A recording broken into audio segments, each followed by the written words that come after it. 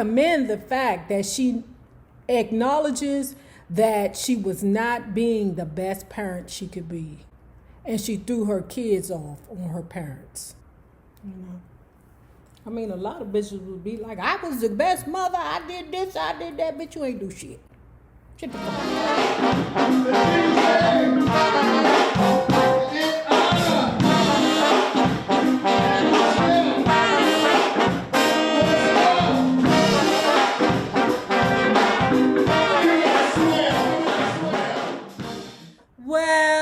hello there, love bugs. Hello there, Bellas. If you have not already done so, please remember to like, share the Facebook, subscribe, and visit uptopbeauty.com. Today's looky would be our book club tote. Say what, Nay? We got a tote bag? Yes, indeed we do, because we've been reading with Uptown NayRob. We got two versions. The first version I'm not really happy with because it's slightly off, okay? That one is being sold for $23. The second one I'm really happy with. So that one is being sold for $33. And if you are not already a part of this book club, please hit the Patreon link below and or the join button here on the YouTube. And for a small monthly fee of $5, you babies, yes, you can be privy to all the shenanigans before the YouTube gets it, if the YouTube gets it. Now, child, this book is getting the juicy. Okay, we ain't getting a lot of views, you know, but it's still getting juicy, okay? Let's continue talking about Miss Ruth Pointers. Still so excited. It just about crushed Carl when I filed for divorce in February 1975. But I just rolled with it basically because that is what I did at the time. On the musical front, the Pointer Sisters' nostalgic act was starting to get a little stale. Singing that Chattanooga choo-choo stuff and wearing those vintage clothes night after night, even though it made us easily identifiable and successful, put us at risk of being labeled a one-trick pony. While fun at first, it really wasn't who we were. Artistically, we felt straitjacketed. But David stuck with his if it ain't broke, don't fix it formula until I put my foot down. After one day, a young fan knocked me for a loop. Child, all it takes is just that one thing. Let me tell you what the fan had said to Miss Ruth. Then I'm going to tell you something that knocked me for a loop. Okay? Sometimes people tell you things, they are hard, baby, but they are true. So what the fan said to Miss Ruth was, I like your music, Miss Ruth, but I don't know how to dance to it. So you got a young person. This is the future. These are the people that are going to buy your albums, because that's why when you have a church, it's very important to a church for you to constantly bring in new young members so that revenue can keep going. Because if your entire church is just older people, eventually those older people will die. Fortunately, that's kind of what happened to the church I grew up in back home on 16th Street, Meridian Hill Baptist Church.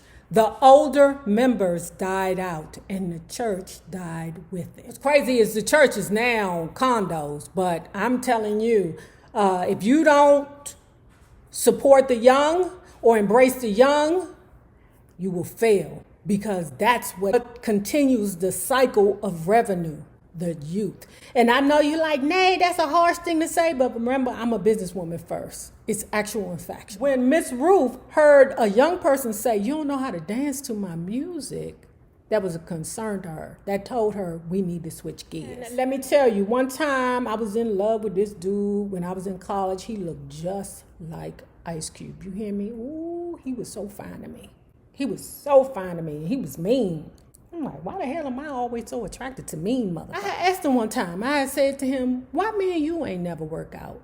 Okay, because I've asked this to maybe two dudes, okay? But this particular dude, I said, why me and you ain't never work out? And he was like, Nay, because you was weak. I said, weak? He said, yeah. I didn't realize that being nice don't get you nothing but walked over. My entire life, people have always said to me, Nay, you too nice. You too nice. You know what I'm saying? And they ain't get me nothing. Now, I'm not going to be mean and vicious to nobody, but being overly nice, nah. I'm done with that. So it was definitely time for us to break out of the cookie cutter mode and start getting real. Steppin' was the Pointer Sisters' third studio album for Blue Thumb, but the first that actually showed the public who we really were, the kind of music we liked, and our true spirits. The album also signaled the start of our march towards artistic independence from David Rubinson. We had now reached the point where we wanted and had the smarts to pick our own material and do the things we had been paying others to do for us. Please like the video, guys. It is so important to our success on the YouTube. Like the video. Like the video. Steppin' was our way of saying here we are, moving and grooving and growing. The album was a mother, and for me, it was the high point of the Pointer Sisters' 1970s output. Two key reasons for our growth were the maturation of Anita and Bonnie's songwriting skills, and the fact that June was back with us healthy. The groove Latin, How Long? Bet You Got a Chick on the Side. The subtitle was David's Creation Edition, with Anita singing seductively on the lead vocal, was our first single of the new album. Released in May 1975, Steppin' helped us to tap into and finally establish a rapport with a Black listening audience. How Long became a #1 R&B hit, our first, and peaked at number 20 on the Billboard Hot 100. On Steppin', we sang our way through nostalgia, torched our way through ballads, and got down with funky rhythm and blues and mid-period soul.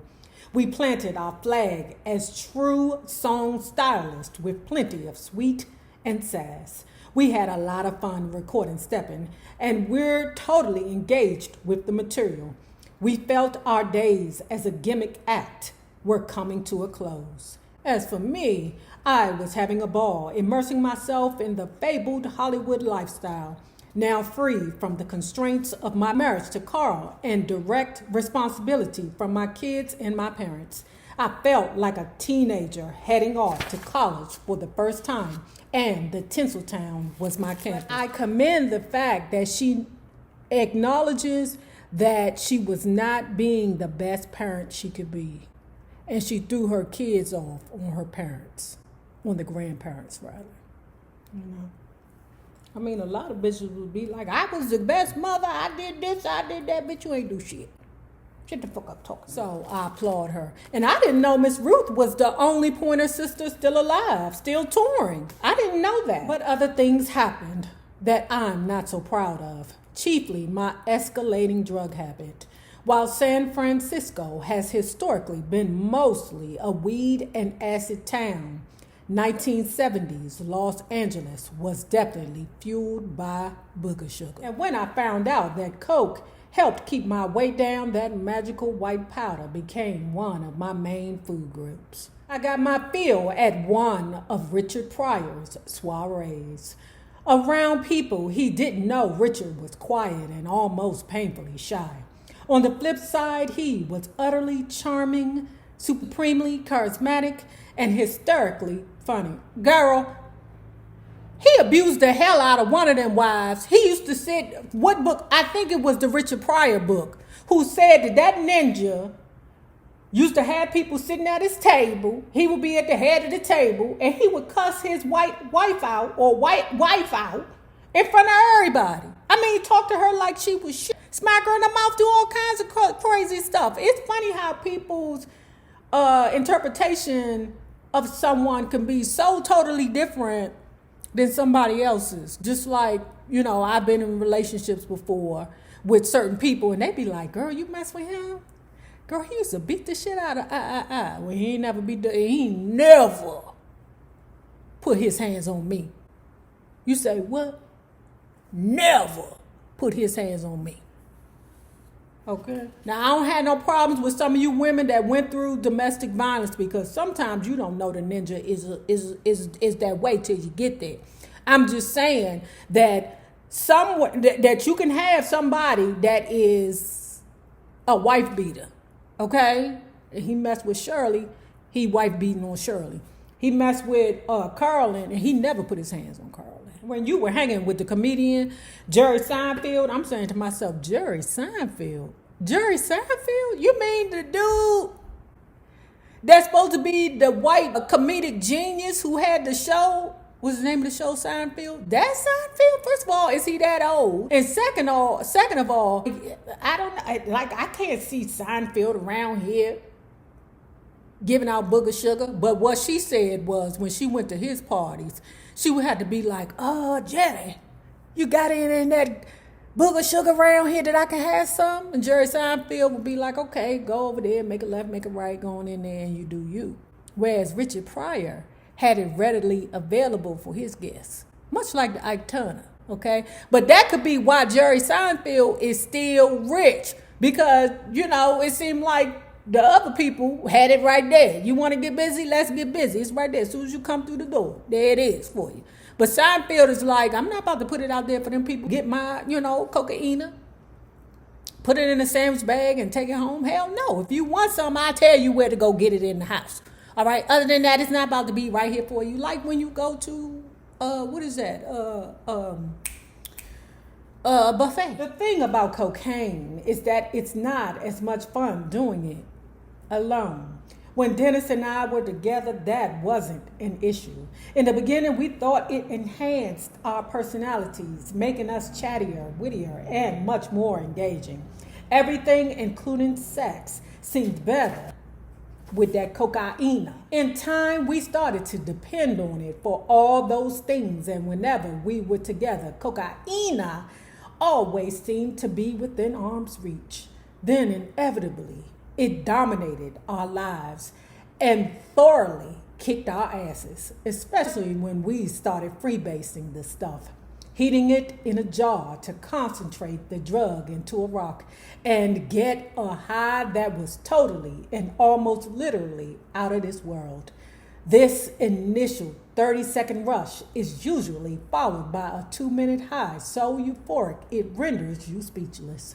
The urge to smoke more grows stronger with each toke, to the point where your brain demands more. The psychological addiction sinks its claws into you and turns gregarious stoners into loners, renders millionaires into paupers, changes beautiful chicks into $20 tricks, and brings grown men and women to their knees. When you mess with freebase crack, it's like tapping on the devil's shoulder. You're not just asking for trouble, you're begging for it. I am not proud to say that if you saw me on television, in concert, or in any public setting during that period, more likely than not, I was, to put it mildly, in an altered state of consciousness and feeling no pain. The pain as bad as I ever felt came when I was coming down from the cocaine. So I pretty much adopted that popular 1970s credo: avoid hangovers, stay high. A very odd thing happens in that what was once a dedicated group of people who mutually worked together for years to pull something big off begins to fragment as individual members maneuver to establish their singular importance in the group and jockey for increased time in the spotlight. I get it. We loved each other dearly, but we were only human and were susceptible to constant strain of nonstop touring, professional commitments, and having to be on all the time. The Pointer Sisters exuded excitement and energy, and when the cameras were on, no matter how long or tired we felt, we had to instantly, magically transform ourselves into them. More than 40 years later, we're still expected to do that. Despite Steppin's commercial and critical success, by the end of 1975, we were torn, frayed, and tattered. June was the first to hit the wall. After yet another hospitalization, physicians said her crippling panic attacks were triggered by a heart condition called mitral valve prolapse. Doctors prescribed medication and June started popping 3 tranquilizers a day, which pretty much zonked her out most of the time. In addition to our recording and concerts that year, we broke into the movies thanks to our publicist, Gary Stromberg. At the time, he was dating Ada Chapman, who was an associate producer for Don Cornelius on Soul Train. She lived a floor above me in an apartment complex in West Hollywood, and we became friendly. I went up to visit Ada one night when Gary happened to be there. Gary said he was getting into film business, starting as an executive producer of the 1976 comedy film Car Wash. You say that you love